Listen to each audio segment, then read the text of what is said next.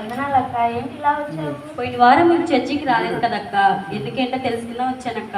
ముందు వారం మీరు కూడా రాలేదు కదక్క, వచ్చింటే తెలిసేది నా బాధ. ఇంట్లో కొంచెం పనుండి రాలేదు. ఏమైందక్క? ఏమైంది అంటారేందమ్మా, పోయిన వారం అయ్యగారు ఏం వాక్యం చెప్పారంటే, ధనవంతులు పరలోక రాజ్యం వెల్లుడు కంటే ఒంటి సూది బెజ్జంలో దూరటం చాలా ఈజీ అంట. అంటే నాకు ఎంతో కొంత ఆస్తి ఉంది కాబట్టే కదా అయ్యగారి యొక్క ఉద్దేశం. ఆ వాక్యం నా కోసమే చెప్పారు. అయ్యో, అంత మాట అన్నారు అయ్యగారు నిన్ను. అయినా కొన్ని మాటలు విడిచిపెట్టాలి, కొన్ని పట్టించుకోవాలక్క. వదిలేసేయండి. సరేలే కానీ ఇంకేంటి సంగతులు అక్క? వచ్చే వారం చర్చికి వెళ్దామా అక్క? నేను రానమ్మా చర్చికి అయితే. అబ్బా రా అక్క, నువ్వు రాకపోతే చర్చిలో కూర్చోబుద్ధి కాదు, వాక్యం అస్సలకి వినబుద్ధి కాదు. సరేలే కానీ మధు అక్క వాళ్ళ ఇంట్లో ప్రార్థన అన్నారు, ఎప్పుడో ఏంటో నీకు తెలుసా అక్క? నాకు తెలియదు అక్క, వాళ్ళ ఇంటికి వెళ్ళి కనుక్కుందాం.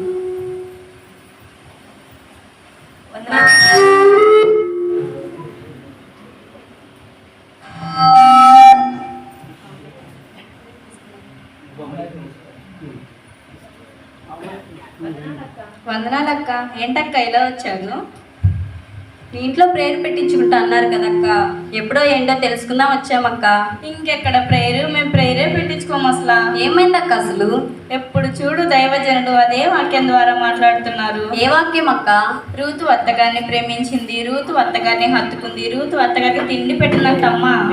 అయితే అక్క, నువ్వు రూతు కోసం కాకుండా ఓర్పు కోసం ఆలోచించవచ్చు కదక్క. సరే కానీ నేను అత్తగారిని ప్రేమించట్లేదనే కదా అయ్యగారు నా గురించే అలా వాక్యం చెప్పారు. నేను ఏమైనా ప్రేమిస్తున్నానా ఏంటి అత్తగారిని? సరే కానీ జ్యోతక్క గారికి ఒంట్లో బాగాలేదంట, వెళ్ళి చూసొద్దామా? వెళ్దామక్క.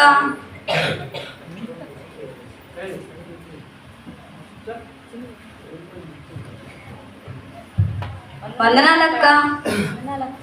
ఏంటమ్మా అందరూ ఇలా వచ్చారు? మీకు ఆరోగ్యం బాగాలేదంట కదక్క, ఎలా ఉందని తెలుసుకుందాం వచ్చామక్క. ఏం బాగుందో ఏమోనమ్మా, ఒకటే గుండెల్లో దడ, ఆయాసం. ఏమైందక్క? ఏమైందని అడుగుతావేంటమ్మా? నైగర్ సెంటర్లో మీటింగ్ పెట్టారు కదా, మీరు వచ్చారా? వచ్చామక్క. ఆ రోజు ఏం వాక్యం చెప్పారో మీరు విన్నారా? గుర్తు లేదక్క. అవునులమ్మా, మీరు ఎక్కడ వచ్చి ఊర్లో కూర్చుని ఉంటారు, మీరు సరిగ్గా వినుండర్లే. నేనైతే స్టేజ్కి ఎదురుగా ఫస్ట్ లైన్లోనే కూర్చున్నాను. నాకు బాగా వినపడింది, బాగా గుర్తుంది కూడాను. జ్ఞానవంతురాలు తన ఇల్లు కట్టుకొనును, మూఢురాలు తన ఇల్లు ఓడబెరుకుకొనును అనే వాక్యం గురించి చెప్పారు. మీకు తెలుసు కదక్క, మేము ఇల్లు కట్టుకుంటున్నామని. అది పునాదిలోనే ఆగిపోయింది కదా, ఆ ఇల్లు పైకి దాకా వేయలేకపోయాం కదా. ఆ మాత్రం దానికి సెంటర్లో మీటింగ్ పెట్టి, పెద్ద స్టేజ్లు కట్టి, పెద్ద సౌండ్ సిస్టమ్లు పెట్టి మరి చెప్పాలా? మూర్ఖురాలా అని. అవునక్క, సెంటర్లో మీటింగ్ పెట్టి మరీ తిట్టారక్క. సరే, చాలా నీరసంగా ఉన్నారు, కూర్చోండి మీరు. అమ్మాయి, ఆంటీ వాళ్ళకి టీ తీసుకురామ్మా. అరే, గ్యాస్ కూడా ఇప్పుడు అయిపోవాలమ్మా. సర్లే కానీ పర్లేదక్క, ఎంతసేపు ఇలా నీరసం కూర్చుంటారు? అలా చల్లగాలికి బయటికి వెళ్దాం పదండి. ఏం చల్లగాలో ఏమోనమ్మా, ఈ మధ్య చల్లగాలికి తిరిగిన వాళ్ళందరూ మూర్చొచ్చి పడిపోతున్నారటమ్మా కింద. చల్లగాలికి ఏం వద్దులే కానీ మన పక్క వీధిలో ఉన్న శైలక్క వాళ్ళ ఇంటికి వెళ్దాం పదండి. సరే వెళ్దాం పదండి.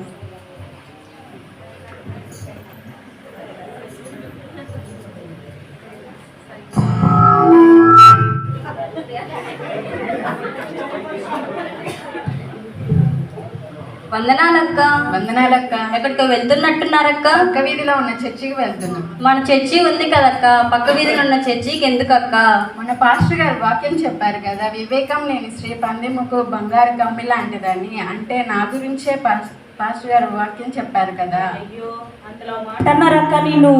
ఇవాళ నన్ను అన్నారు, రేపు మిమ్మల్ని అంటారు, తర్వాత అందరిని అంటారు. పోనీలేమ్మా, నువ్వు ధైర్యవంతురాలు కాబట్టి అంత మాట అన్నా తట్టుకున్నావు.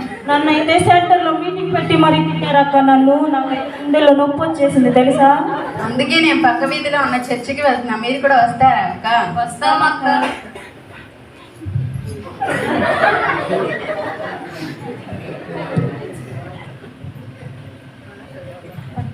వందనాలక్క. వందనాలక్క. ఏంటక్క అంత కోపంగా ఉన్నారు? ఏం చెప్పమంటావు అమ్మ, మొన్న మా ఇంటికి అయ్యగారు వచ్చారు వాక్యం చెప్పడానికి.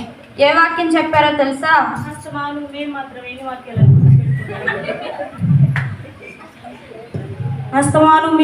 ఎన్ని వాక్యాలను గుర్తు పెట్టుకుంటామమ్మా. ఇందుకు ఏం వాక్యం చెప్పారేంటి? ఏం వాక్యమో ఏమోలేమ్మ. గయ్యాలైన భార్య కలిగి ఉండుట కంటే ఇంట్లో ఏదో మొన కూర్చోవడం మేలంటమ్మా. అంటే నన్నే కదా అయ్యగారు గయ్యాలని అన్నది.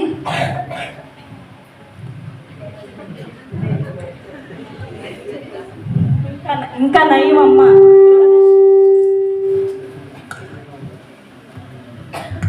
ఇంకా నయం గృహ దర్శనాలు కానీ వచ్చి మీకు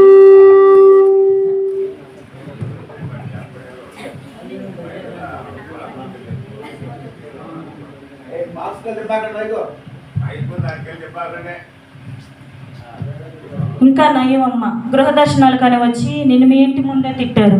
నన్ను అయితే సెంటర్లో మీటింగ్ పెట్టి పెద్ద పెద్ద సౌండ్ సిస్టమ్లు పెట్టి పెద్ద పెద్ద స్టేజ్లు కట్టి మరీ తిట్టారు అక్క నన్ను మురుకురాలా అని. నన్ను అయితే పరలోక రాజ్యానికే వెళ్ళనన్నారమ్మా. అప్పటి నుంచి నా గుండెల్లో రాయి పడింది. నేనైతే అత్తగారిని చూసుకోవట్లేదన్నారక్క.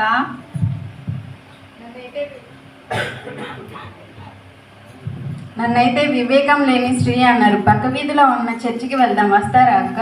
వస్తానక్క. వందనాలక్క. వందనాలక్క. వందనాలక్క. ఎక్కడికక్క వెళ్తున్నారు? పక్క వీధిలో ఉన్న చర్చికి వెళ్తున్నామక్క. అదేంటక్క, మన చర్చి ఉంది కదా అక్క. ఉందిలేమ్మా, అయ్యగారు మీటింగ్లు పెట్టి ఎప్పుడు తిడుతూనే ఉంటారు.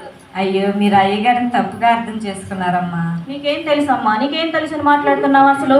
అస్తమాను ఏదో ఒక వాక్యం ద్వారా ఎప్పుడు తిడుతూనే ఉంటారు. ఆ పండుగని ఈ పండుగని ఏదో ఒక రకంగా డబ్బులు అడుగుతూనే ఉంటారు. పైగా మేము ఇచ్చిన డబ్బులు తీసుకొని సెంటర్లో మీటింగులు పెట్టి మరి మమ్మల్ని తిడుతున్నారు తెలుసా?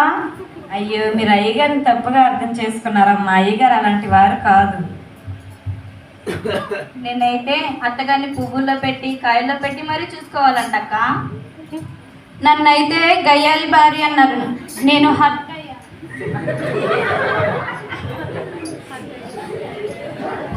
అయ్యో, అయ్యగారు అలాంటి వారు కాదమ్మా. నేను ఒక మాట చెప్తా, వింటారా? వింటామక్క. మనకి ఇద్దరిద్దరు పిల్లలు ఉన్నారు కదా, వాళ్ళు ఒకళ్ళేమో దేవుని వైపు ఒకళ్ళేమో లోకం వైపు ఉంటే మీకు ఇష్టమేనా? దేవుల్లో ఉన్న పిల్లలను చూస్తే సంతోషం కలుగుతుంది, లోకంలో ఉన్న పిల్లలను చూస్తే బాధ కలుగుతుంది కదా. లోకంలో ఉన్న మన పిల్లల్ని సరిచేయాలని అనుకుంటామా అనుకోమా? అనుకుంటామక్క. కదా, మన రక్షణ పొందిన మనం కూడా ఒక సంఘంలో ఉండి లోకానుసారంగా నడుస్తుంటే సరిదిద్దాల్సిన బాధ్యత పాస్టర్ గారికైనా మన ఆత్మీయ తండ్రి గారికి ఉందా లేదా? ఉంది కదా. తల్లిదండ్రులు మనల్ని గద్దించి ఒక మాట అంటే పక్కింటికి పోయి మీరే మా తల్లిదండ్రులని చెప్పగలరా? వీలవుతుందా? అవ్వదు కదా. అలాగే తల్లిదండ్రులు మనల్ని గద్దించే హక్కు వాళ్ళకు ఉంది, మనము మన పిల్లల్ని గద్దించే హక్కు ఉంది.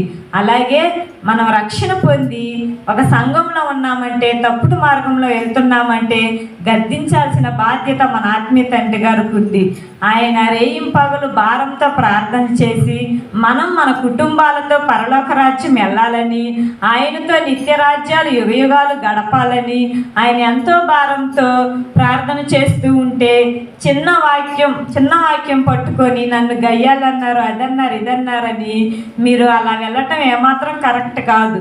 అదేవిధంగా మీరు వాక్యం చెప్తే ఎందుకు చెప్పారా, నా గురించే కదా చెప్పిందని ఒక్కసారి ఆలోచించి సరి చేసుకోవాలి కానీ మీ మనసును స్థిరపరచుకోవాలి కానీ అలా వేరే చర్చికి వెళ్ళకూడదక్క. మన ఆత్మీయ తండ్రి గారు ఎంత బాధపడతారు? వాక్యానుసారంగా మనల్ని నడిపించాలనే కదా ఆయన భారంతో ప్రార్థన చేస్తున్నారు. నేను చెప్పానని కాదమ్మా, ఒకసారి ఆలోచించండి అక్క, మీకై మీరు. అయ్యో అవునా అక్క, అయ్యగారు పరలోక రాజ్యానికి ధనవంతులు వెళ్ళరు అని అంటే ఈ లోకధనం కోసం ఆలోచించానే కానీ పరలోక రాజ్యం గురించి ఆలోచించలేకపోయానక్క. నన్నైతే జ్ఞానవంతురాలు తన ఇల్లు కట్టుకొనును, మూఢురాలు తన ఇల్లు ఊడబెరుకుకొనును అన్నప్పుడు నా యొక్క ఆత్మీయ జీవితం గురించి, దేవుళ్ళో నా కుటుంబం ఎలా కట్టబడాలన్న దాని గురించి అయ్యగారు వాక్యానుసారంగా చెప్తుంటే అయ్యగారు గ్రహించుకుంటున్నారని నేను అనుకోలేకపోయాను. అయ్యో, ఋతు గురించి ఋతు అత్తగారిని ప్రేమించిందని చెప్తుంటే అర్థం చేసుకోలేకపోయానే. అయ్యో, ఇన్నాళ్ళు అయ్యగారు అదన్నారు ఇదన్నారని బాధపడ్డానే కానీ నా నోటిని అదుపు చేసుకోలేకపోయానే. ఇప్పటికైనా మన తప్పుడు మనం తెలుసుకున్నాం కనుక దేవుడి సన్నిధిలో పశ్చాత్తాపం చెంది ప్రార్థన చేసుకుందాం పదండి. అలాగే అయ్యగారిని క్షమాపణ అడుగుదాం పదండి. ప్రార్థన చేసుకుని వెళ్దాం రండి.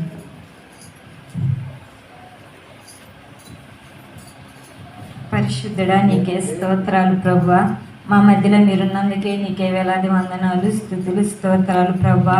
మేము వాక్యం చెప్పినప్పుడు ప్రభువా లోకానుసారంగా కాకుండా ప్రభువా వాక్యానుసారంగా నడుచుకునే భాగ్యాన్ని ప్రతి ఒక్కరికి దయచేయండి ప్రభువా. చిన్న చిన్న విషయాల్లోనూ ప్రభువా త్రుట్టిల్లకుండా వాక్యానుసారంగా మీరు ఏమి చెప్తున్నారో అది గ్రహించుకొని హృదయాన్ని ఉంచుకొని సరిచేసుకునే భాగ్యాన్ని ప్రతి ఒక్క బిడ్డలకు దయచేయండి. వీళ్ళే కాదు, ఇక్కడ కూర్చున్న చాలా మందిలో ఏదో విషయాలు గలిబిలి చేస్తున్నాను, అదన్నారు ఇదన్నారని ఆలోచనలన్నింటినీ తొలగించండి. స్థిరమైన మనసును ప్రతి ఒక్కరికి దయచేయండి. మారు మనసు పొంది యుగ యుగాలు నీ పరలోక రాజ్యంలో ఉండే కృపని ప్రతి ఒక్క కుటుంబానికి దయచేయమని యేసు నామం పేరట అడిగి వేడుకుంటున్నాం తండ్రి. ఆమేన్.